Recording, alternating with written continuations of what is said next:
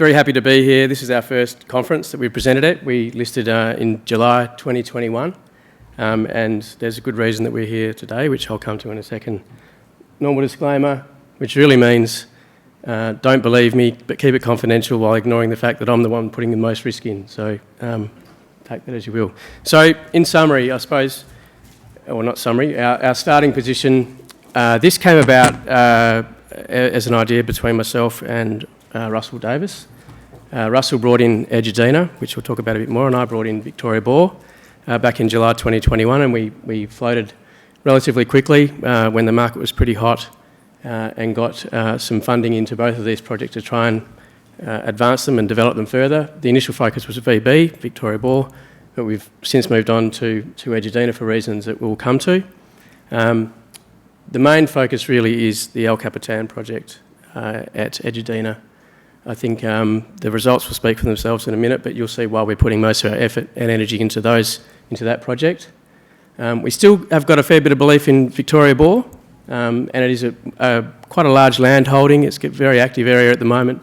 We're turning more to the REE and potential other base metals in the area, but we're waiting for some tenements to be granted. Our team is our strength, I've got to be honest, Russell Davis and Eddie King and I, and we're supported by some other pretty notable people as well, which we'll come to. We're very cheap at the moment. I mean, with what's coming potentially around the corner, I think an EV of sub 4 million, give or take, I can't remember what we've done today, but we're well funded and really, I think, very, very attractively priced. If we pop, we're going to pop hard. The standard corporate structure, I think the board of management, about 15%. We're very tight, sub 50 million shares, 46.5 million shares, and there's a bit of incentive there, but we've not gone too over the top with incentives. And you can see, unfortunately, we've come off with the market sentiment, together with the difference between investors and shareholders in the last few months following the results at El Capitan, which you can see the dip, which is a little bit disappointing, but hopefully we can rectify that shortly. The team, I talk about this quite a lot. Russell Davis is exemplary chairman. His reputation speaks for itself with the discovery of Gruyere with Ziggy, who helps us as well. And his demeanour and the way he's conducting himself with me and the rest of the team it really is very supportive, very open, and really, I suppose, a great oversight of everything we're doing on a technical basis.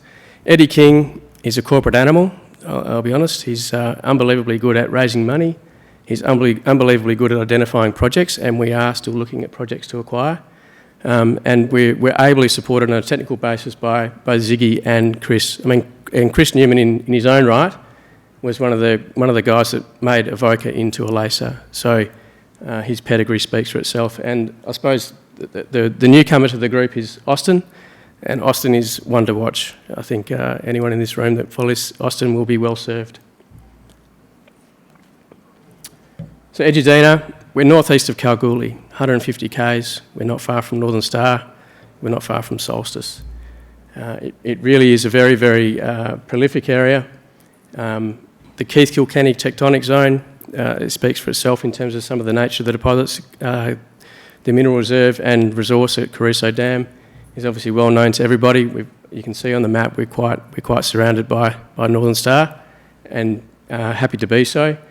I think it's a well-known area, and you would think well explored, but what we're finding is that there is very limited serious exploration work has gone into the area, and indeed the discovery that we'll come to was actually a result of some old soil anomalies that Austin and the team put together and resulted in a scout drilling program, which led to the El Capitan prospect. This is a splay structure off the Keith Kilkenny. It's about a bit over 1.5 k's long at present.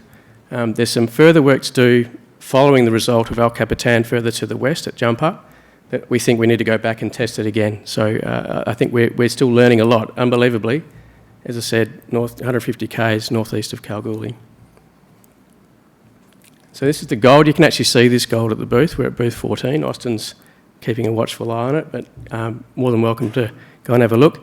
And while the headline number is really impressive, I suppose the more impressive thing for us, and it gives it a bit more confidence that we're not on a one-off, one-hole wonder, is that this was over a 10-metre strike length. So, yes, 2,300 grams per tonne is eye-wateringly good, but the other intersections were 40 all the way down to, I think, about 4 or 5 grams per tonne. So what we're seeing here is something just not a one-off. Yes, we hit some really high coarse gold, high-grade coarse gold, and I think it's very, very exciting, but what's going to come from that, I think, is relatively imminent in terms of the next drilling program.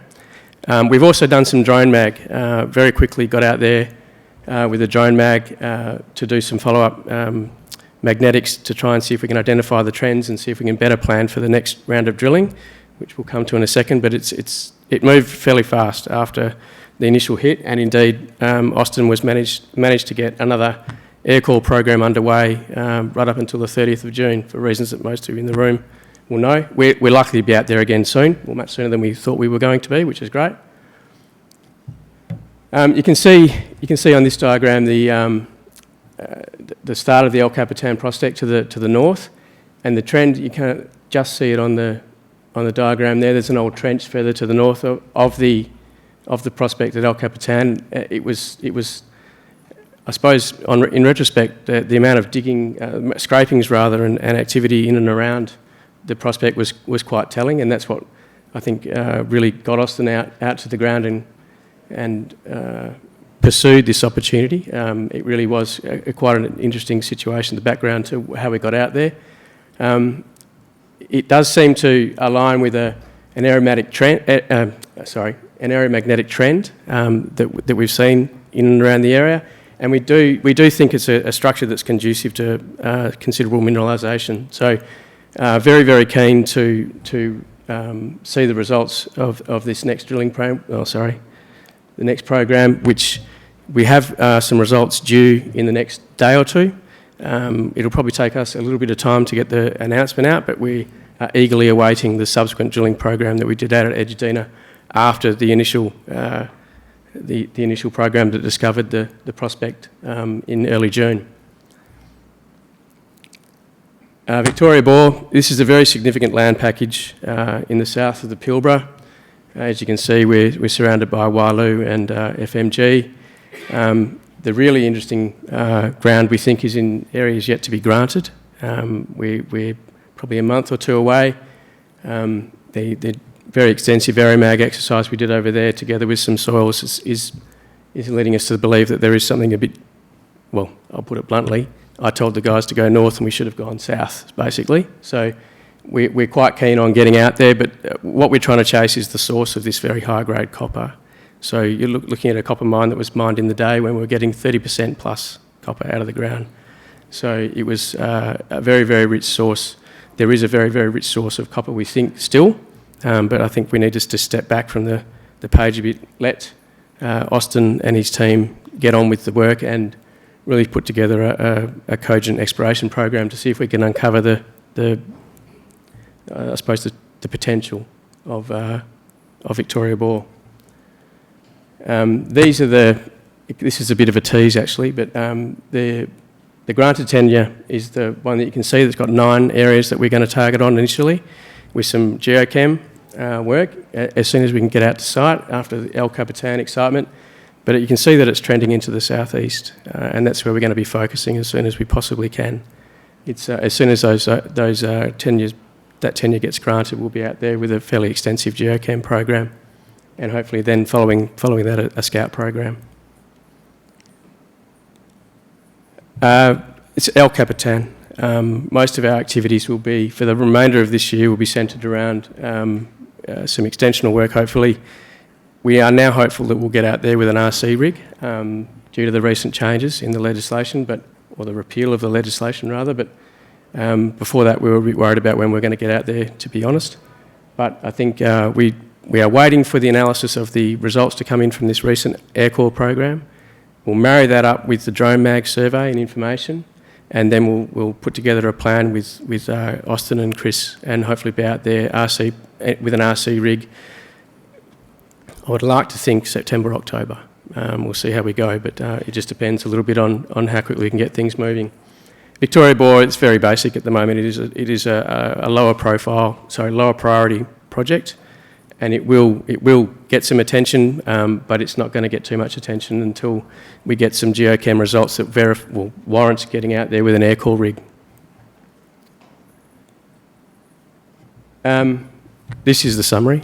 I started with the summary, but this is the summary. So I think I am very fortunate to have Eddie and Russell with me on the team. They are absolutely unbelievably good at what they do, and their reputation precedes themselves. El Capitan could be a game changer for the company. We've only got 46 million shares out. If it pops, it's going to go pretty hard. We've got a bit of news flow coming. We probably could be a bit more active, but we are focused more on El Capitan, and things will roll through with El Capitan in due course, and maybe some news out of VB. I didn't talk about acquisitions. I suppose that's my strength, but there are quite a few acquisitions we're looking at. Some are quite advanced, and we're making some serious progress with that.